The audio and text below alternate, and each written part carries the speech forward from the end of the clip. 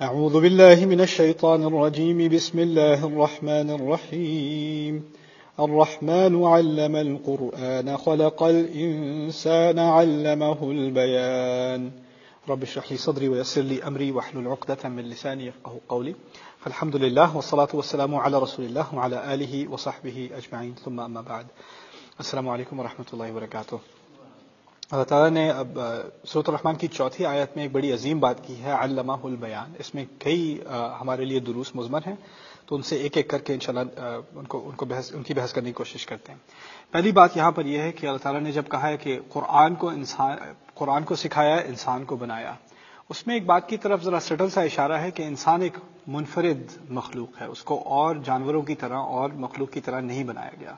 اور پھر اس کو کیوں ایک خاص امتیاز حاصل ہے، اس کی کئی فیچرز ہیں، ٹھیک ہے۔ افمن یمشی مکبا علی وجہہ اہدی امن یمشی سویا علی صراط مستقیم۔ قرآن کہتا ہے کہ کبھی کبھی اللہ تعالیٰ نے ایسی مخلوق بنائی جو پیٹ پر چلتی ہے یا چار ٹانگوں پر چلتی ہے، اور پھر کچھ جو ہیں جو سیدھے کھڑے ہو کر چلتے ہیں۔ آبویسلی وہ انسان کی طرف اشارہ ہے کہ انسان کو ایک خاص مقام دیا ہے۔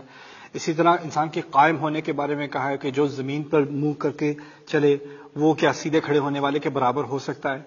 تو یہ انسان کی جو بیلنس ہے نا، کہ وہ اپنے آپ کو دو پیروں پر بیلنس کر سکتا ہے، اس طرح اس کے بارے میں قرآن نے بار بار اشارہ کیا ہے کہ یہ کھڑا ہو سکتا ہے۔ اسی لیے ہمارے دین کے راستے کو بھی الصراط المستقیم کہا گیا ہے۔ اور نماز کی عبادت میں بھی ہمیں اصل کام بیٹھنا نہیں، اصل کام کھڑا ہونا ہے۔ اس لیے قوموا للہ قانتین، اللہ تعالیٰ کے سامنے کھڑے ہو۔ تو ایک سیدھا ہونے اور کھڑے ہونے اور بیلنس ہونے، اس کی طرف خاص اشارہ کیا گیا ہے۔ لیکن اس صورت میں جو نمایاں فیچر ہے انسان کا، جس کی طرف اللہ تعالیٰ نے ہمارا فوکس ڈالا ہے، وہ کیا ہے؟ علمہ البیان۔ اس نے انسان کو زبان سکھائی، اس نے اپنی بات واضح کرنا سکھایا۔ بیان کہتے ہیں واضح کرنے کو، دو چیزوں کو الگ الگ کرنے کو۔ تو پہلے میں بیان کے بارے میں کچھ باتیں آپ کے سامنے رکھ دوں تاکہ اس کی لغوی بحث، یعنی اس کی اصل کیا ہے اور اس کا یہاں پر فائدہ کیا ہے، اس کے بعد اس آیت کے بارے میں کچھ مزید بحث کریں گے۔ بیان عربی میں بانا یبینو اصل میں کہتے ہیں دو چیزوں کو آپس میں الگ الگ کرنے کو۔ جیسے ہم کہتے ہیں نا اس کے اور اس کے مابین، وہ بھی اسی لفظ سے نکلا ہے، بینا سے۔ بینا کوئی درمیان میں کوئی چیز ہونا، ٹھیک ہے۔ اصل میں جو کانسیپٹ ہے عربی کا، وہ بڑا خوبصورت کانسیپٹ ہے کہ اگر کوئی بات آپ نے کلیئر کرنی ہو نا، کہ آپ کو کنفیوژن نہ رہے، تو اس کو چیزوں کو الگ الگ کرنے کی ضرورت ہے۔ پہلے یہ سمجھو، پھر یہ سمجھو، پھر یہ سمجھو۔ عربی میں جب کنفیوژن کے لیے لفظ استعمال ہوتے ہیں تو اس میں مکسچر والے لفظ، مزجا، لبسا، ایسے لفظ استعمال ہوتے ہیں جس میں دو چیزیں آپس میں مختلط ہو جائیں، مکس ہو جائیں۔ جیسے میں چاکلیٹ ملک کی ایگزامپل دیتا ہوں۔ اگر کسی نے چاکلیٹ ملک بنایا ہوا ہے، اس میں دودھ کتنا ہے اور چاکلیٹ ملک کتنا ہے، کنفیوژن ہے۔ اگر دونوں الگ الگ ہیں تو آپ بتا سکتے ہیں اتنے ایم ایل یہ ہے، اتنے ایم ایل یہ ہے، یا اتنے اسپون یہ ہے، رائٹ۔ چیزیں الگ ہوں تو کلیئر ہوتی ہیں، مکس ہو جائیں تو کنفیوز ہو جاتی ہیں۔ زبان کا کیا ہے؟ زبان اصل چیز اس میں ہے حروف، ایک ایک لیٹر ہوتا ہے کسی بھی زبان کا۔ اردو دیکھ لیں، عربی دیکھ لیں، کوئی بھی زبان دیکھ لیں، انگلش دیکھ لیں، پہلے ہوتے ہیں حروف۔ اگر آپ حروف کو آپس میں الگ نہیں کر سکتے کہ اس حرف کی کیا آواز ہوتی ہے، بی سے کیا آواز نکلتی ہے، سی سے کیا آواز نکلتی ہے، ایکس سے کیا آواز نکلتی ہے، جب تک آپ ان میں فرق نہیں ڈال سکتے، کسی ایک لفظ کی پروننسیشن ناممکن ہے۔ تو سب سے بیسک بلڈنگ بلاک ہماری زبان کا کیا ہے؟ الفاظ کی الگ الگ کرنا۔ دیکھیے چڑیوں میں یا جانوروں میں کیسی آوازیں نکلتی ہیں؟ ایک ہی آواز بار بار نکلتی ہے، ان کے لیے مختلف الفاظ نہیں ہوتے، رائٹ۔ کوئی چڑیا ہوگی تو ایک ہی آواز نکلے گی، اس میں کوئی اونچ نیچ نہیں، یا زیادہ اونچی ہو جائے گی یا ہلکی ہو جائے گی، ورنہ اور کوئی کلیئرٹی نہیں ہے۔ انسان کی زبان میں ہر حرف الگ الگ نکلتا ہے اور فوراً پروسیس ہوتا ہے کسی اور کے کان میں کہ کون سا لفظ استعمال کیا گیا، اس کے کیا معنی ہیں۔ یہ نہ ہو سکتا کوئی بات کر رہا ہو نا اور وہ الفاظ کو مکس کر دے آپس میں، یہ کیا ہوا؟ حروف مکس ہو گئے آپس میں، پتہ نہیں کیا کہہ رہے تھے، صاف آواز ہی نہیں آئی۔ تو نہ صرف یہ کہ ہمارے کان ایک ایک لیٹر کو پروسیس کرتے ہیں، ایک ایک ساؤنڈ کو پروسیس کرتے ہیں، ہماری زبان بھی ایک ایک لیٹر کو الگ الگ کر کے پروناؤنس کرتی ہے کسی بھی زبان میں۔ تلفظ کا یہ بنیادی چیز ہے بیان کے اندر۔ دوسری بات ہے کہ اگر لفظ بھی بنا دیا تو ایک لفظ کو دوسرے لفظ سے الگ کرنا، پھر دوسرے کو تیسرے سے الگ کرنا، تیسرے کو چوتھے سے الگ کرنا، پھر ایک جملے کو اگلے جملے سے الگ کرنا، ایک کانسیپٹ کو اگلے کانسیپٹ سے الگ کرنا۔ کوئی فزکس کی کتاب پڑھ رہا ہے، اس کا کوئی ایک چیپٹر ہے الیکٹریسٹی پہ، ایک اور چیپٹر ہے گریوٹی پہ، ان کو الگ الگ کرنا پڑتا ہے، آپ اکٹھے نہیں پڑھ سکتے۔ ابھی ایک کانسیپٹ کر رہے ہیں پھر دوسرا کرنا پڑے گا، یہ بھی بیان ہے کیونکہ اس میں سیپریشن کی گئی ہے. اسی طرح کوئی کسی بھی سائنس میں آج کوئی ٹیکسٹ بک ہوگی تو اس میں ہوگی گلوسری آف ٹرمز، آخر میں ٹرمینالوجی ہوگی، ہر ایک کی ایک الگ الگ ڈیفینیشن. جب تک آپ چیزوں کو الگ نہیں کرتے بات سمجھ میں نہیں آتی. جب کوئی میکینک کار کے بارے میں سیکھ رہا ہوگا، انجن کے بارے میں سیکھ رہا ہوگا، جب وہ سیکھ رہا ہوتا ہے تو اس کو ہر کمپوننٹ کو الگ کر کے سمجھنے کی ضرورت ہوتی ہے. اس سے یہ ہوتا ہے، اس سے وہ ہوتا ہے، اس سے وہ ہوتا ہے. کوئی فزیولوجی پڑھ رہا ہوتا ہے، میڈیسن پڑھ رہا ہوتا ہے، اس کو بھی یہی کام کرنا پڑتا ہے. انسان کے ہر حصے کا الگ الگ مطالعہ، اس میں سے ہر ایک کمپوننٹ کا الگ الگ مطالعہ، الگ سائنس، ایک پوری اسپیشلائزیشن. یعنی اگر ہمارے اندر الفاظ کو الگ کرنے کی، کانسیپٹس کو الگ کرنے کی، بات کو الگ الگ کرنے کی صلاحیت نہ ہوتی، ہم کسی کو کبھی کوئی بات کلیئر نہیں کر سکتے تھے. اسی لیے لفظ بیان استعمال ہوا ہے، کلیئر کمیونیکیشن. علمہ البیان، اللہ تعالیٰ نے انسان کو وہ صلاحیت دی کہ وہ کلیئرلی بات کو کمیونیکیٹ کر سکے. اگلی بات، 3 باتیں کہی گئی ہیں اللہ تعالیٰ کی طرف سے. قرآن سکھایا، انسان بنایا، اور اس کو زبان سکھائی، یعنی واضح طریقے سے بات کرنی سکھائی. یعنی سکھانے کی بات پہلے بھی اور آگے بھی، درمیان میں بنایا اسے. پہلے قرآن سکھایا پھر زبان سکھائی. اس بات سے واضح طور پر کم از کم 2 باتیں نکل رہی ہیں. ایک یہ کہ سکھانے کا اصل مقصد، یعنی زبان سیکھنے کا اصل مقصد، اس کا نقطہ عروج وہ کیا ہے کہ ایک انسان اللہ تعالیٰ کے اپنے الفاظ سمجھ سکے گا. یعنی تمہیں یہ صلاحیت دی ہی اس لیے تھی کہ ایک دن اللہ تعالیٰ خود تم سے بات کرے گا، اور وہی علم القرآن تھا. اگر تمہیں بیان نہ سکھایا ہوتا تو تمہیں قرآن نہ دیا جا سکتا. اس میں بھی بڑا فلسفہ ہے، بہت عظیم فلسفہ ہے. دیکھیے، کوئی کتا یا بلی یا گھوڑا، اس کو جب تک آگ کی حرارت نہیں پہنچے گی نا، یا دھواں نہیں پہنچے گا، وہ بھاگے گا نہیں. انسان کیا کرتا ہے، دور سے دھواں نظر آ رہا ہے 1 میل دور، اس کو ابھی سے پتا ہے کیا ہے، آگ ہے. آگ دیکھی نہیں ہے اس نے، دیکھے بغیر اسے پتا ہے. اس کو صرف اس نے پروسیس کر لیا، یعنی اس نے کوئی علامات دیکھی، کوئی سائنس دیکھے، اور اس سائنس سے اس نے خود ہی ڈیڈیوس کر لیا کہ اگر دھواں ہے تو ضروری آگ ہوگی. وہ یہ نہیں کہے گا کہ جب تک میں آگ دیکھ نہ لوں تب تک میں ماننے کو تیار نہیں ہوں کہ آگ ہے. زبان سے فائدہ کیا ہوا کہ ہم نے نہ صرف اس بات پر اعتماد کرنا شروع کیا جو ہماری آنکھوں سے دیکھا، ہاتھوں سے چھوا، کانوں سے سنا. اب ہمیں یہ صلاحیت بھی مل گئی کہ کچھ لوگ ہم سے کچھ ایسی بات کرتے ہیں جو ہم نے نہ کبھی کوئی دیکھی نہ سنی، لیکن آپ نے کتاب میں پڑھ لی، لیکچر میں سن لی، اور وہ سننے کے بعد آپ مان بھی گئے. کوئی ینگ لڑکا لڑکی یونیورسٹی جا رہے ہیں، سیلولر بایولوجی پڑھ رہے ہیں، اس نے خود سیل دیکھا ہے، خود تھوڑی دیکھا ہے، وہ تو کسی اور نے دیکھا ہے، اور اس نے اس کو یہ کانسیپٹ سکھا دیے. فزکس ہے، اور اب تو سائنس میں ایسے ایسے کانسیپٹ بھی پڑھے جاتے ہیں جو انسان نے کبھی دیکھے بھی نہیں ہیں. پرسیپشن کے معاملے سے کئی باہر ہیں، کوانٹم فزکس کے معاملات ہیں، اور چیزیں ہیں. پھر اس کی ایک سمپل سی میں آپ کو مثال دیتا ہوں تاکہ میں بات کو کنیکٹ کر دوں. دیکھیے، اگر آپ ٹریفک میں ہیں، ہائی وے پہ جا رہے ہیں، ریڈیو سن رہے ہیں کہ یہاں سے 5 میل آگے ایکسیڈنٹ ہے، ساری ٹریفک رکی ہوئی ہے، اور آپ اگر ایگزٹ نہ لیں گے تو آپ 3 گھنٹے پھنسے رہیں گے، کم از کم 3 آور بیک اپ. اگر آپ نے وہ ریڈیو اناؤنسمنٹ سنی تو آپ نے کیا کرنا ہے، آپ نے ایگزٹ لے لینا ہے. آپ کے سامنے ہائی وے بالکل کلیئر ہے، ابھی تو کوئی مسئلہ نظر نہیں آ رہا. تو آپ یہ کہیں یہ کوئی سازش ہی ہوگی، انہوں نے مجھے نہ کافی میڈیا وہ نہیں آپ کے دماغ میں آتا کہ میں ان کی بات نہیں سننے والا. اگر آپ کو ریڈیو پر اعتماد ہے، ریزنیبل بات کر رہا ہے، تو پھر آپ دیکھے بغیر بھی مان جائیں گے اور اپنا کورس آف ایکشن بدل لیں گے. ہوتا ہے کہ نہیں ہوتا؟ آپ نصیحت لیتے ہیں کسی ڈاکٹر سے، ڈاکٹر کہتا ہے کہ جی آپ کو سرجری کی ضرورت ہے.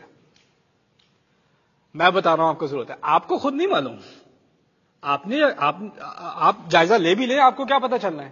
آپ کہیں گے مجھے تو اچھا لگ رہا ہے، میں تو صحیح ہوں، مجھے کچھ کیلے کھلا دو میں ٹھیک ہو جاؤں گا.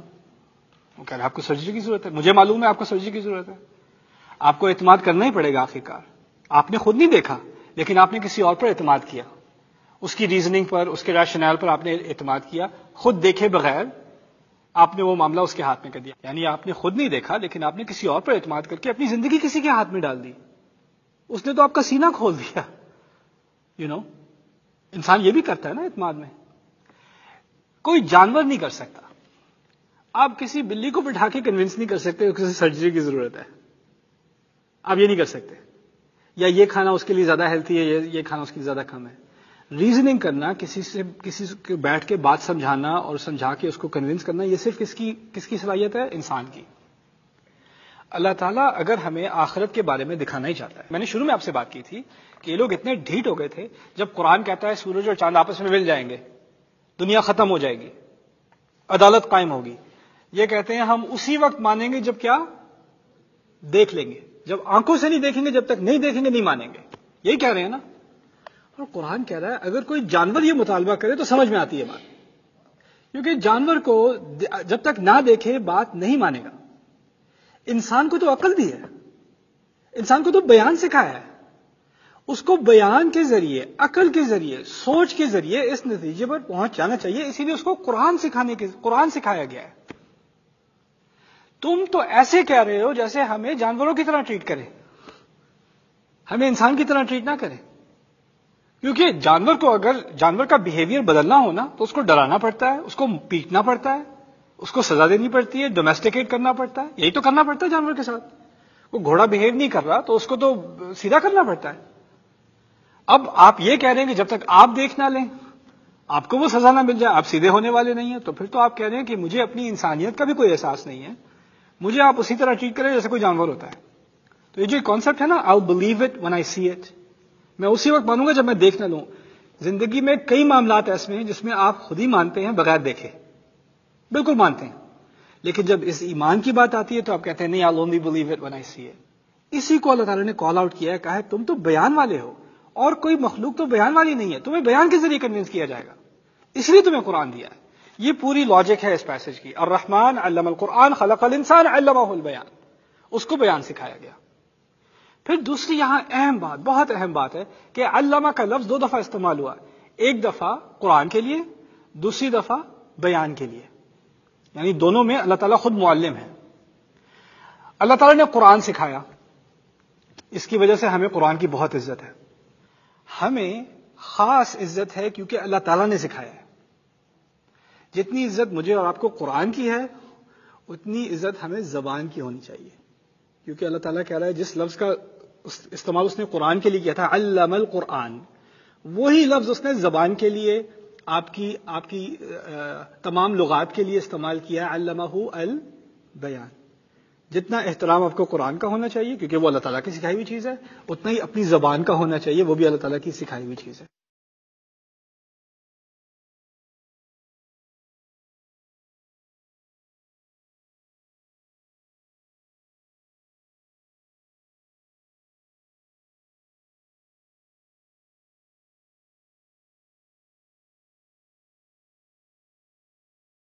بسم اللہ والصلاۃ والسلام علی رسول اللہ وعلی آلہ وصحبہ اجمعین. علامہ البیان کے بارے میں کچھ باتیں ہو رہی تھیں، وہ بہت اہم حکمتیں ہیں جو ہمیں سمجھنے کی ضرورت ہے. کہ میں نے کہا تھا کہ جس طرح ہمیں قرآن کا ایک رتبہ ہے ہمارے دل میں، اس کا ایک مقام ہے، اس کی ایک عزت ہے، اسی طرح ہمیں اپنی زبان کی بھی عزت کرنی ہے. جو تحفہ اللہ تعالیٰ نے آپ کو دیا ہے زبان کا، اس کا کیا مطلب ہے؟ انسان گالی نہ دے، وہ اس زبان کی توہین ہے. جس زبان سے تم قرآن نکالتے ہو اس زبان سے گندے الفاظ نکالو گے. جو زبان تمہیں اس لیے دی گئی تھی کہ ایک دن تم قرآن خود پڑھ سکو، خود سن سکو اور کسی اور کو سنا سکو، خدا کا اپنا کلام، اس زبان کا کچھ احتیاط کرو، اس کا کچھ اہتمام کرو. اسی لیے اللہ تعالیٰ کہتے ہیں بئس الاسم الفسوق بعد الایمان. گندا لفظ تو ایمان ہونے کے بعد ہی برا ہے. گندا لفظ، گندا کام نہیں، گندا لفظ، گندا اسم، وہ چھوڑ دو اپنی زبان سے. عادت پڑ جاتی ہے، انسان غصے میں آتا ہے گندی گندی گالیاں نکال دیتا ہے منہ سے، سوچتا بھی نہیں ہے. اللہ تعالیٰ فرما رہے ہیں کہ یہ بھی ایک پہلے بھی کہا تھا نا کہ انسان دوسرے انسان کو تکلیف دینے کے لیے پٹائی کم، الفاظ زیادہ تکلیف دہ ہوتے ہیں. تو اب زبان صاف کر رہا ہے انسان، تکلیف دینے والے الفاظ استعمال نہیں کر رہا، گندے الفاظ استعمال نہیں کر رہا. قرآن نے وہ الفاظ دیے جو انسان کو پاک کرتا ہے، تو انسان کے الفاظ خود پاک ہوتے چلے جانے چاہیے. اس کو برے لفظ برے لگنے لگے، ان سے وہ ہٹنے لگے. اس کا انسان کے دل پر ڈائریکٹ اثر پڑتا ہے. پتہ ہے اگر آپ وہ لفظ بولنا چھوڑ دیں، آپ نوٹس کریں گے کہ آپ کا غصہ بھی کم ہو گیا ہے، آپ نوٹس کریں گے آپ کی ڈپریشن بھی کم ہو گئی ہے. جتنے برے لفظ آپ استعمال کریں گے، الاناء بما فیہ ینضح، عربی میں کہتے ہیں کہ کسی ڈونگے سے وہی نکلے گا جو ڈونگے کے اندر ہے. کہتے ہیں کہ زبان دل سے جڑی ہوئی ہے، اگر دل میں گند ہے تو زبان سے بھی کیا نکلے گا؟ گند. اگر گند نکلنا بند ہو گیا اس کا مطلب ہے دل میں گند بھی ختم ہو رہا ہے، نکل رہا ہے. یہ دونوں چیزیں آپس میں متصل ہیں، جڑی ہوئی ہیں. تو یہ پہلی بات تھی بیان کے بارے میں. دوسری بات، اللہ تعالیٰ نے یہ نہیں کہا علمہ العربیہ، اس نے عربی سکھائی. تو قرآن تو عربی میں ہے نا، تو تمام انسانیت کو عربی سکھانی چاہیے تھی. لوگ کہتے ہیں اگر واقعی قرآن میرے لیے ہے تو عربی میں کیوں ہے؟ میں تو اردو بولتا ہوں، میں پنجابی، میں سرائکی، میں سندھی، میں جو بھی زبانیں ہیں دنیا کی، بہاسا ملائیو ملیشیا میں جو چل رہی ہے زبان، ہم نے تو عربی نہیں سیکھی. میرا کیا قصور مجھے عربی نہیں آتی؟ اس کے دو باتیں آپ کے سامنے میں رکھ دوں. پہلی بات یہ ہے کہ اللہ تعالیٰ نے تمام زبانیں سکھائی ہیں، صرف عربی نہیں سکھائی. وعلم آدم الاسماء کلھا، تمام الفاظ جو آدم علیہ السلام کو آتے تھے وہ اللہ نے سکھائے. ہم تمام کس کی اولاد ہیں؟ آدم علیہ السلام کی. آپ کو بولنا کس نے سکھایا تھا؟ آپ کے والدین نے. آپ کے والدین نہ سکھاتے آپ کو بولنا نہیں سیکھنا تھا. ان کو ان کے والدین نے، ان کو ان کے والدین نے، ان کو ان کے والدین نے، پیچھے چلتے چلتے چلتے چلے جائیں، کہاں تک پہنچے گی بات؟ آدم علیہ السلام. یعنی ہم تمام جو بول رہے ہیں نا آج، وہ آدم کے سکھائے ہوئے الفاظ ہی کی اولاد ہیں. زبان کی بھی اولاد ہوتی ہے جس طرح انسان کی اولاد ہوتی ہے. تمام زبانیں آدم علیہ السلام کو سکھائے ہوئے الفاظ کی اولاد ہیں. اس سے بات کیا نکلتی ہے کہ انگریزی اردو سے بہتر نہیں ہے، اور اردو فارسی سے بہتر نہیں ہے، اور فارسی پنجابی سے بہتر نہیں ہے. یہ تمام اللہ تعالیٰ کی سکھائی ہوئی ہیں، یہ تمام مقدس ہیں. تمام زبانیں، ان کا احترام کرنا چاہیے. کسی کی زبان میں کوئی پٹھان ہے، اس کا لہجہ ہے اردو میں بات کرنے کا، ہمیں مزاحیہ لگتا ہے. ہمیں لوگوں کی بات کرنے کے لہجے، لوگوں کی زبانیں، ان کا مذاق اڑانا، ان کو اپنے سے نچلا سمجھنا. جو اردو بولتا ہے اس کو پنجابی جاہل لگتی ہے، جو پنجابی بولتا ہے اس کو پشتو الٹی سیدھی لگتی ہے. مذاق اڑاتے ہیں کہ نہیں؟ کوئی بنگلہ بول رہا ہوتا ہے تو اس کے لفظ کے مذاق اڑانا، اس کی دھجیاں اڑانا، یہ تو ایسے ہیں ویسے ہیں. میں مثالیں نہیں دے رہا آپ کو، مثالیں مجھ سے اچھی طرح آتی ہیں. علمہ البیان سے کیا بات نکلی ہے؟ اس نے تمام زبانیں سکھائی ہیں انسان کو. ہر زبان کا احترام کرنا ضروری ہے. اللہ تعالیٰ نے ان تمام زبانوں میں سے جن کو پہلے ہی عزت دی گئی تھی، جس طرح انسان کو عزت دی ہے، انسان کی تمام زبانوں کو عزت دی ہے، ان تمام زبانوں کے بعد ان میں سے ایک زبان کو اس نے اپنے لیے چن لیا، اپنی بات بیان کرنے کے لیے چن لیا. اب ہمیں عربی کی طرف آنا ہے، اس لیے آنا ہے کہ ہمیں اللہ تعالیٰ کے کلام سے محبت ہے. آپ ترجمہ، کبھی آپ کوئی شاعری سن رہے ہیں، آپ میں سے کچھ لوگوں کو شاعری کا ذوق ہے، آپ شاعری سنتے ہیں، واہ اوہ اللہ، آپ کا 16 سال کا بیٹا بیٹی جس کو اردو نام کی کو بلا نہیں ہے، mom are you okay, dad are you okay, اور پھر آپ بیٹھ کے اس کو ترجمہ انگلش میں بتائیں کہ کیا تھا، مزہ آ گیا. جب آپ ترجمہ بتائیں گے تو اس پہ کیا اثر پڑے گا؟ واہ، اور تمہیں نہیں مزہ آ سکتا، اس کا مزہ صرف اردو میں ہی آتا ہے. اس بات میں جو مٹھاس ہے، اس بات میں جو مزہ ہے، جو مذاق ہے، جو اس کی اصل قوت ہے، وہ اسی زبان میں ہے. کیونکہ زبان صرف معنی نہیں ہے، زبان ایک آرٹ بھی ہے. آرٹ ہی ہے نا. کسی گانے کا کوئی ترجمہ کر دے، کسی شاعری کا کوئی ترجمہ کر دے، اس کا وہی اثر ہوتا ہے کیا؟ اس کا وہ اثر تو نہیں ہوتا. اب آپ مجھے یہ بتائیں کہ زبان جتنی زیادہ خوبصورت ہو اتنا اس کا ترجمہ مشکل. کیونکہ آپ الفاظ کا ترجمہ تو کر سکتے ہیں، خوبصورتی کا ترجمہ نہیں کر سکتے، آرٹ کا ترجمہ نہیں کر سکتے. اردو میں جو میسٹر پیس ہے وہ انگلش میں جب ترجمہ کریں گے تو وہ انگلش کا میسٹر پیس نہیں بن جائے گا. ایسے نہیں ہوتا. آپ مجھے بتائیں پھر اگر تمام زبانوں کا میسٹر پیس اللہ تعالیٰ کا اپنا کلام ہے. امام السیوطی کہتے ہیں کہ جتنا اعلیٰ خالق مخلوق سے ہے اتنا ہی اعلیٰ خالق کا کلام مخلوق کے کلام سے ہے. یعنی اگر آپ اندازہ کریں کہ ہم کہاں اور رب کہاں، پھر آپ اندازہ کریں ہمارے الفاظ کہاں اور اللہ کے الفاظ کہاں، پھر آپ سوچیں کہ چلو ترجمہ تو ہے، بات آ گئی. خیر ہے. اس کا مطلب یہ ہے کہ ہمیں اس بات کا اندازہ نہیں کہ اللہ تعالیٰ کی کلام کی خوبصورتی ترجمے میں نہیں آ سکتی. اس کا ایک خاص اثر ہے. وہ ترجمے میں آپ کو تھوڑی بہت بات تو آ جائے گی، ٹھیک ہے، لیکن اگر آپ شاعری پہ مطمئن نہیں ہوتے ترجمے کے بعد، کسی اور کے کلام پہ مطمئن نہیں ہوتے ترجمے کے بعد، اس کا ایک اثر مٹ جاتا ہے، اس کی ایک قوت مٹ جاتی ہے، اس کی خوبصورتی مٹ جاتی ہے. آپ یہ کیسے اپنے اطمینان سے کہہ سکتے ہیں کہ اللہ تعالیٰ نے جو مجھ سے بات کی ہے وہ ترجمے بھی سمجھ ہی آ جاتی ہے؟ ٹھیک ہے. پھر اردو میں تو لوگ بڑے مزے کی باتیں کرتے ہیں، وہ جی جو سارے عربی کے لفظ ہیں اس میں تو کئی تو اردو میں مجھے آ جاتی ہے، ایسے پتہ چل جاتا ہے کیا بات ہو رہی ہے. شاباش جی، آپ کو پتہ چل جاتا ہے، آپ کو مبارک ہو، پتہ چل جاتا ہے کیا بات ہو رہی ہے. عربی میں کئی الفاظ ایسے ہیں جو ہم اردو میں آج بھی استعمال کرتے ہیں جن کے عربی میں مطلب اور اب اردو میں مطلب اور ہے. تو آپ ٹھیک ہے، آپ کہہ لیں ہاں ہاں سب سمجھ میں آ رہی ہے، نہیں سمجھ میں نہیں آ رہی. قرآن ایسی شے ہے، ایسا کلام ہے، آج کا عرب اس کو سمجھ نہیں آتی.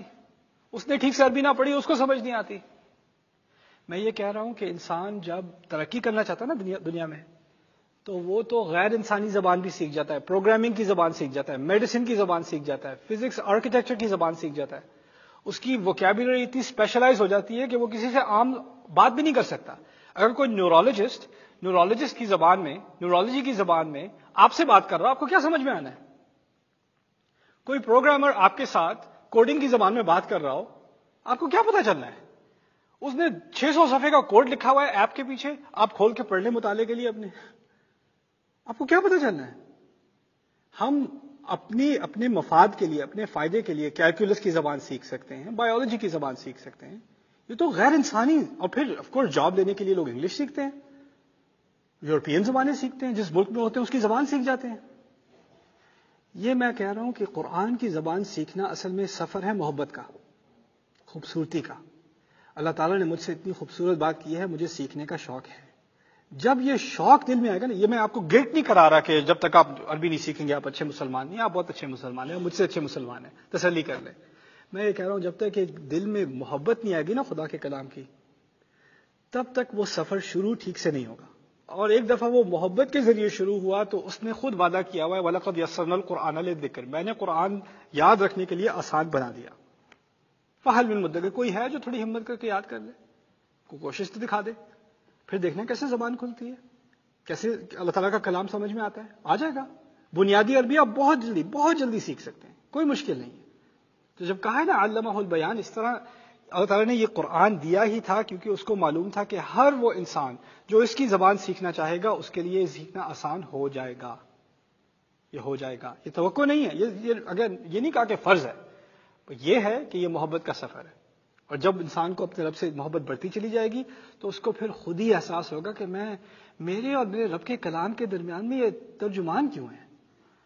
کوئی نہ ہو، کتنا اچھا ہو کہ کوئی بھی نہ ہو، کہ جب میں کھڑا ہوں یا کھڑی ہوں نماز پڑھنے کے لیے تو میں ہوں، میرا رب ہے اور ہم کلام ہیں آپس میں، ہمارے درمیان کوئی ہے ہی نہیں.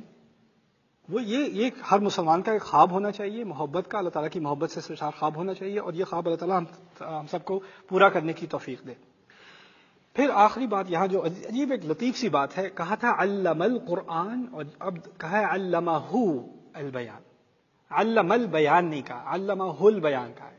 اس ہو سے کیا فرق پڑتا ہے ضمیر سے، کہ ترجمہ نکلتا ہے اس نے اس کو بیان سکھایا، اس نے اس کو زبان سکھائی. میں نے آپ سے کہا تھا جب سکھانے کی بات آتی ہے تو دو تفاصیل ہوتی ہیں، کیا سکھایا اور کسے سکھایا. یاد ہے قرآن کے بارے میں کہا تھا قرآن سکھایا، کس چیز کا ذکر نہیں تھا، کسے سکھایا، یعنی کھلی انویٹیشن تھی. یاد ہے آپ کو وہ بات؟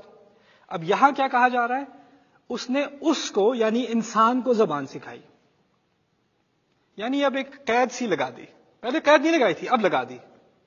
یہ بھی بڑی خوبصورت بات ہے کہ اب کچھ آیات کے بعد نہ صرف انسان کا ذکر آئے گا، جن کا بھی ذکر آئے گا. آپ کو معلوم ہے اس صورت میں انسان اور جن دونوں کا ذکر ہے. شروع میں جب کہا اس نے قرآن سکھایا تو اس پہ کوئی قید نہیں ڈالی کہ وہ قرآن صرف انسان کے سیکھنے کے لیے بھی نہیں بلکہ جن بھی سیکھ سکتے ہیں، یعنی ہر طرح کا انسان سیکھ سکتا ہے، اور جنات تک بھی وہ انویٹیشن اوپن ہے، کھلی ہے. یہاں تک کہ کچھ جنہوں نے جو تھوڑا سا بھی قرآن سنا اور ان پر جو اثر پڑا اور پھر انہوں نے جو تبصرہ دیا اپنے قرآن سننے کے بعد، وہ اتنا خوبصورت تھا کہ قرآن نے اس کو اپنے اندر شامل کر لیا. سورۃ الجن میں، سورۃ الاحقاف میں جنوں کا اپنا تبصرہ قرآن میں درج ہے جب انہوں نے قرآن سنا. دوسری طرف جو بڑی خوبصورت بات کی جا رہی ہے کہ انسان کو جس طرح بیان سکھایا ہے وہ جنوں کو یا کسی اور مخلوق کو نہیں آتا. ہمیں جو صلاحیت دی ہے شاعری بنانے کی، کریٹو لکھنے کی، سائنس کی کتابیں لکھنے کی، آرٹ الفاظ کو خوبصورتی دینے کی، ہمیں جو ہر زبان کا ایک اپنا ذوق ہے، اس کا اپنا ایک لٹریچر ہے. ہم صرف زبان کمیونیکیشن یعنی کام نکالنے کے لیے نہیں کرتے، ہم زبان کو خوبصورتی ظاہر کرنے کے لیے بھی، محبت کا اظہار کرنے کے لیے بھی، آگے کے کام، ایسے کام ہم زبان سے نکالتے ہیں جو کسی مخلوق نے کبھی زبان کے ذریعے نہیں نکالے. آپ اندازہ کریں آج دنیا میں جتنی بھی سائنسز ہیں، جو بھی ٹیکنالوجی بھی، یہ کیمرہ ریکارڈ کر رہا ہے، یہ ٹیبل بنی ہوئی ہے، یہ کتاب چھپی ہوئی ہے، یہ تمام چیزیں پہلے زبان کے ذریعے سیکھی گئیں، تھیوری تھی، بلو پرنٹس تھے. اگر زبان نہ ہو تو یہ کچھ بھی نہ ہو. اور جو ہم سے پہلے جنہوں نے جہاں تک سائنس پہنچی 150 سال پہلے، 200 سال پہلے، جو کچھ انہوں نے ریکارڈ کیا، اس سے اگلی نسل آتی ہے، وہ اس کا فائدہ اٹھا کے ہی اگلا قدم لیتی ہے نا. اور اس سے اگلی نسل آنے والی اس کا فائدہ اٹھا کے اور قدم لیتی ہے. یہ کس اور مخلوق نے ایسا کیا ہے؟ کس چڑیا نے پچھلی نسل کی چڑیوں سے کچھ اور سیکھا ہے؟ کس سانپ نے پچھلی نسل کے سانپوں سے کچھ اور سیکھا ہے؟ انسان آگے کی بات چلتا چلتا چلتا چلتا چلتا. اگر آپ کمپیوٹر انڈسٹری سے ہوں، میرا تعلق، پی سیز جہاں تھے 20 سال پہلے اور جب یہاں ہیں، زمین آسمان کا فرق. جو پہلے سائنس فکشن ہوا کرتی تھی 20 سال پہلے، اب تو وہ عام چیز ہے. ویڈیو کانفرنسنگ کی تو سائی فائی موویز میں اس کے سین دکھایا کرتے تھے. اب ہر کوئی جو ہے وہ کیا نام فیس ٹائم کر رہا ہے یا اسکائپ کر رہا ہے، وہ وائی فائی کے ذریعے کر رہا ہے. اب تو عام سی بات ہو گئی ہے نا. یہ ممکن نہیں تھا اگر بیان نہ ہوتا. تو یہ انسان کو ایک خاص صلاحیت دی گئی ہے جس سے وہ ہر چیز میں خوبصورتی بڑھاتا چلا جاتا ہے. اور یہ انسان کی ایک اس کے اندرونی ایک چاہت ہے کہ وہ چیزوں کو مزید سے مزید خوبصورت بنائے. بارک اللہ لی ولکم. السلام علیکم ورحمۃ اللہ وبرکاتہ.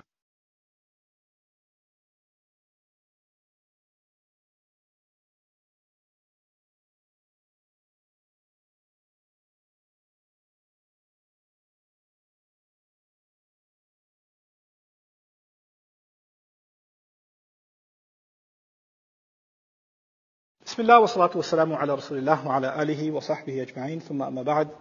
الرحمن علم القرآن خلق الإنسان علمه البيان الشمس والقمر بحسبان رب اشرح لي صدري ويسر لي أمري واحلل عقدة من لساني يفقهوا قولي آمين يا رب العالمين. ثم أما بعد، ایک مرتبہ پھر السلام علیکم ورحمۃ اللہ تعالی وبرکاتہ. علمہ کے بیان کے ضمن میں ایک اور بات کا میں ذکر کر دوں، پھر آگے الشمس والقمر بحسبان کے بارے میں کچھ باتیں کرتے ہیں. علمہ البیان کے بارے میں جو میں آپ سے کہنا چاہ رہا تھا وہ یہ کہ کیونکہ اللہ تعالیٰ نے کہا ہے نا کہ اس نے ہر طرح کا بیان سکھایا، اس سے ایک عجیب ہماری تراث ہے، ہماری ایک تاریخ ہے. اس میں مجھے سلمان الفارسی کی بات یاد آتی ہے. سلمان الفارسی نے رضی اللہ تعالیٰ عنہ فارسی میں فاتحہ کا ترجمہ کیا تھا، خود سورہ فاتحہ کا. اور وہ اکثر و بیشتر فارسی ترجمے قرآن کے ان میں فاتحہ کا ترجمہ ابھی بھی انہی کا استعمال ہوتا ہے. یعنی قرآن کا ترجمہ یا قرآن کی بات مختلف زبانوں میں پہنچانا، جو بھی ابھی ہم یہی کر رہے ہیں نا. میں ابھی قرآن کی بات اردو میں آپ سے کر رہا ہوں، ایک طرح کا یہ ترجمہ ہی ہوا، رائٹ. یہ بھی بیان کا حصہ ہے. یعنی اللہ تعالیٰ نے انسان کو یہ صلاحیت دی کہ وہ اور زبانیں بھی سیکھ سکے. صرف قرآن کی زبانیں نہیں، اور زبانیں، لوگوں کی زبانیں بھی سیکھ سکے. اور زبان سیکھنا صرف الفاظ کا سیکھنا نہیں ہوتا، کلچر کا سیکھنا بھی ہوتا ہے. کوئی گھر بیٹھ کر انگلش ڈکشنری استعمال کر کے انگریزی کے تمام الفاظ اور تمام گرامر سیکھ جائے، اس کا مطلب یہ نہیں کہ وہ باہر جا کے کسی سے نارمل بات کر سکے گا. جب تک آپ کسی کلچر میں نہیں ہوتے، آپ کو یہ بات سمجھ نہیں آتی کیسے لہجہ استعمال ہوتا ہے، کون سے الفاظ کب استعمال کیے جاتے ہیں. یہ چیز آپ لوگوں سے ملنے جلنے کے بعد ہی سیکھ سکتے ہیں. کتابوں سے یہ باتیں نہیں سیکھی جاتی. میں نے عربی کتابوں سے سیکھی. جب میں نے عربی کتابوں سے سیکھی، کچھ عربوں سے بات کرنے کی کوشش کی، کسی کو پلے نہیں بیٹے میں بات کیا کر رہا ہوں، یہ پتہ نہیں کون سی صدی سے آ گیا ہے، یہ کیا بات کر رہا ہے میرے ساتھ. تھوڑا عربوں کے ساتھ تھوڑا ٹائم گزارا، پھر بات اسے کہتے ہیں یعنی یتعود فی الکلام، اس کو عادت پڑ جاتی ہے نیچرل بات کرنے کی. لیکن کچھ عربی آپ کتابوں سے سیکھ سکتے ہیں. کچھ عربی جب تک آپ عرب کے ساتھ ٹائم نہیں گزاریں گے آپ کو نہیں آنی، آ ہی نہیں سکتی. میرا روم میٹ ہوا کرتا تھا کالج میں، مارک، اس کو اردو کا بڑا شوق تھا. He's white, he's Irish. Urdu کا بڑا شوق ہوا اسے. اس نے کتاب لی، پورے اپارٹمنٹ میں ہمارے فریج کے اوپر اردو میں لکھا ہوا ہے فریج. اس کا ہمارے ہاں اردو میں لفظ نہیں ہے، عربی میں ہے ثلاجہ، ہم یہاں فریج ہی کہتے ہیں. کیلے پہ اسٹیکر لگائے ہوئے ہیں، کیلا. دروازے پہ دروازہ، ہر جگہ اسٹیکر لگائے ہوئے. اور پھر مجھ سے بات کرتا تھا، نعمان چلیں دکان. اور جو بات کرتا ہے مجھے تو مزہ آتا سننے میں. لیکن اس کو ٹھیک ہے تھوڑے تھوڑے الفاظ آ رہے ہیں، لیکن جب تک انسان کلچر میں نہ ہو اس کو بات واضح طور پہ نہیں کر سکتا. ٹھیک ہے نا. میں یہ اس لیے کہہ رہا ہوں کہ آپ نے اگر کسی کو بات سمجھانی ہو تو آپ کو اس کے کلچر کا کچھ علم ہونا چاہیے، آپ کو اس کے بیک گراؤنڈ کا کچھ احساس ہونا چاہیے. اسی لیے اللہ تعالیٰ نے تمام انبیاء جو بھیجے انہی قوموں میں سے بھیجے. الا بلسانی قومی، یہ لغت اور لسان کا فرق ہے عربی میں. لغت الفاظ ہیں، لسان ہے کلچر سمیت، لسان ہے کلچر سمیت. تو یہاں علمہ البیان کے ضمن وہ بات بھی میں آپ کے سامنے رکھ چکا. اچھا، اب ان آیات کا تعلق اگلی آیات سے، الشمس والقمر بحسبان والنجم والشجر یسجدان، یہ 2 آیات کہ سورج اور چاند.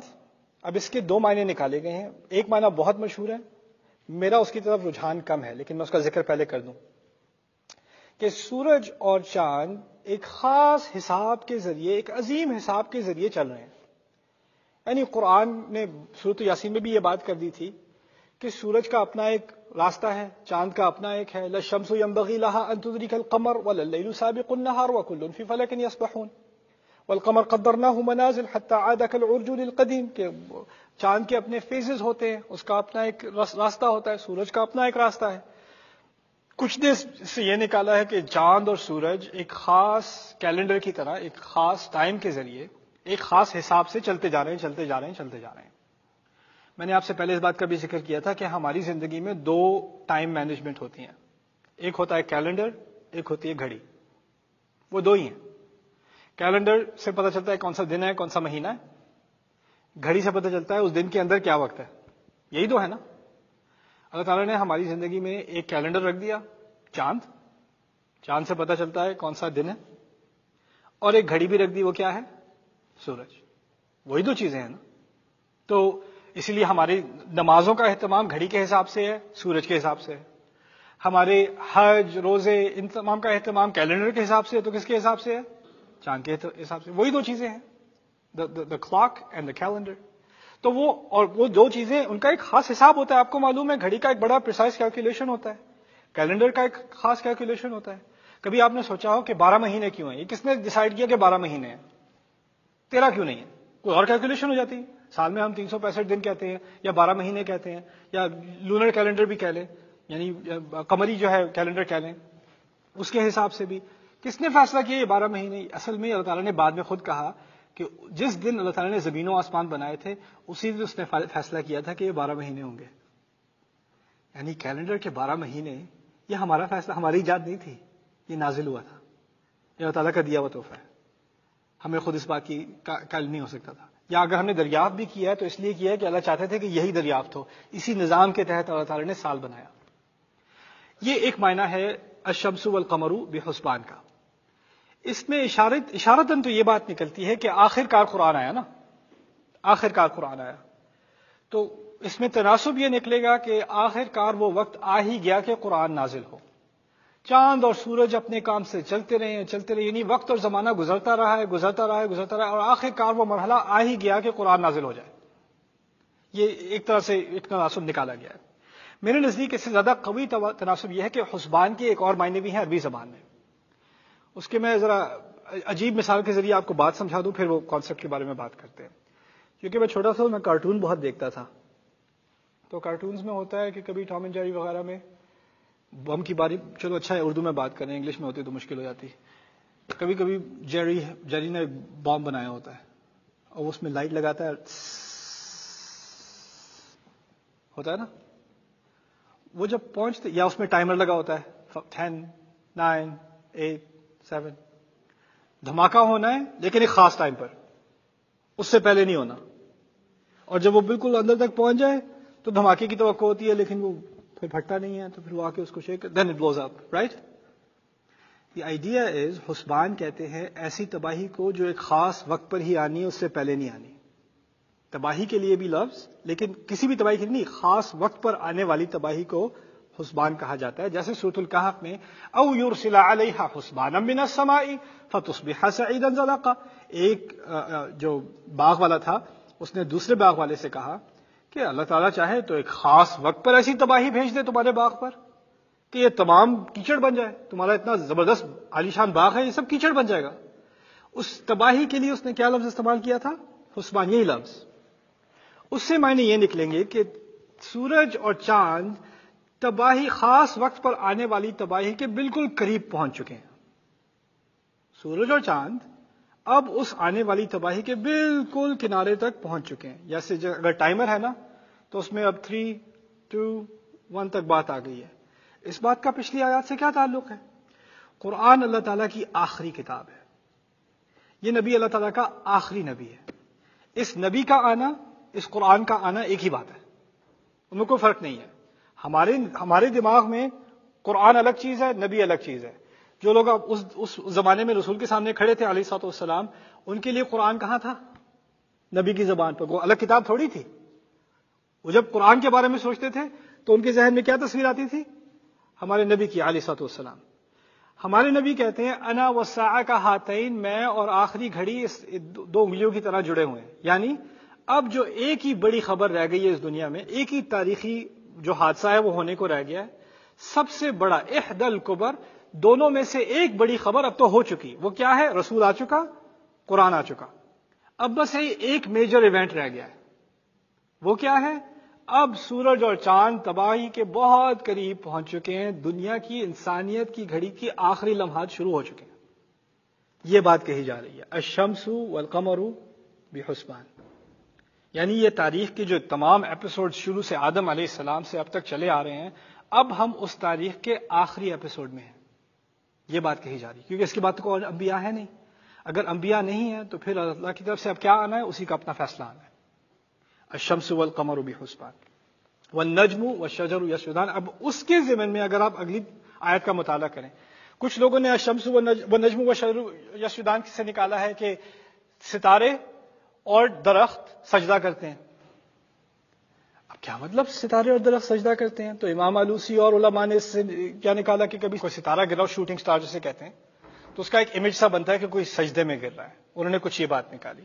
اور انہوں نے کہا درخت کا جب آپ سورج نکلتا ہے تو اس کا سایہ پھیلتا ہے، تو وہ سایہ پھیلنا بھی ایک ایسی تصویر ہے جیسے کوئی سجدے میں گر رہا ہے سایہ. وہ نجم و شجر یسجدان. میرے نزدیک اس کی تاویل اللہ عالم. پچھلی آیت سے جب میں نے کہا کہ وہ سورج اور چاند اب تباہی کے بہت قریب پہنچ چکے ہیں، تو اس کی تاویل یہ بھی ہو سکتی ہے کہ ایک دن آنے والا ہے، اب جب وہ دن آئے گا تو ستارے اور درخت دونوں سجدے میں کیا کریں گے؟ گر جائیں گے. اذا النجوم انکدرت اذا الکواکب انتثرت. قرآن نے تو کہہ دیا کہ جو ستارے ان کی روشنی ختم ہو جائے گی اور وہ بکھر کے گرنا شروع ہو جائیں گے. اب خاص ستارے اور درخت کا ذکر کیوں؟ نجم سے کچھ اور لوگوں نے نباتات بھی، گھاس پھوس بھی نکالی ہے. میرے نزدیک وہ شاذ ہے، یعنی وہ عربی میں ہوتے ہیں کچھ الفاظ جس کے عام معنی ہوتے ہیں اور کبھی کبھار وہ ایک دوسرے معنی میں بھی استعمال ہو جاتا ہے. تو قرآن اصل میں عام معنی والے لفظ میں بات کرتا ہے کیونکہ بلسان عربی مبین، جس زبان کو سب سمجھتے ہیں، کوئی بھی سنے اس کی زبان میں کیا بات آئے گی، اس لحاظ سے قرآن بات کرتا ہے. کوئی کبھی کبھار کسی نے کسی اور معنی میں استعمال کر لیا ہو، کوئی ریئر میننگ میں، تو اس کو لینا زیادہ مناسب نہیں ہے. عام معنی میں لینا زیادہ مناسب ہے کیونکہ اللہ نے خود کہہ دیا کہ وہ اس نے واضح اور واضح کرنے والی عربی زبان میں یہ بات کی ہے، یہ قرآن کی بات کی ہے. تو میرے نزدیک ستارہ ہی صحیح تعویل ہے. لیکن یہاں جو بات ہو رہی ہے ستارے اور درخت کی، ان دونوں کو کیوں ملایا گیا؟ ان کا آپس میں کیا تعلق ہے؟ دن میں، اور اس بات کی طرف واپس جائیے کہ رسول صلی اللہ علیہ وسلم کی جو پہلی آڈینس تھی وہ صحرا میں تھی. ان لوگوں کو دیکھنے کو کوئی خوبصورت چیز تھی نہیں دنیا میں، کیونکہ وہ صحرا میں رہتے تھے. ان کی زندگی میں جو دیکھنے کی چیز تھی، جس میں کچھ خوبصورتی تھی، وہ کیا تھی؟ کس چیز کو دیکھ کے ترس جاتے تھے؟ دن کے دوران درخت، رات میں کیا؟ ستارہ. دن میں دھوپ سے مر رہے ہیں، اور اگر کہیں دور سے درخت مل گیا بھاگ کے پہنچ جائیں گے. آسمان دن میں جلا رہا ہوتا ہے انہیں، اور رات کو وہی آسمان ان کو خوبصورتی سے اپنے تمام ستارے دکھاتا ہے. رات کے انتظار میں بیٹھے رہتے ہیں، درخت کے انتظار میں بیٹھے رہتے ہیں. جو 2 چیزیں ان کے لیے سب سے خوبصورت تھیں، امید دینے والی تھیں، ریلیف دینے والی تھیں، اب وہ بھی کیا؟ گرنے والی ہیں. وہ بھی، یعنی دنیا کی کوئی خوبصورت شے ان کے لیے نہیں رہے گی، جیسے تھی وہ ختم ہو جائے گی. یہ دونوں کی جو کامنالٹی ہے وہ یہ ہے. والنجم والشجر يسجدان. بارك الله لي ولكم في القرآن الحكيم ونفعني وإياكم بالآيات والذكر الحكيم.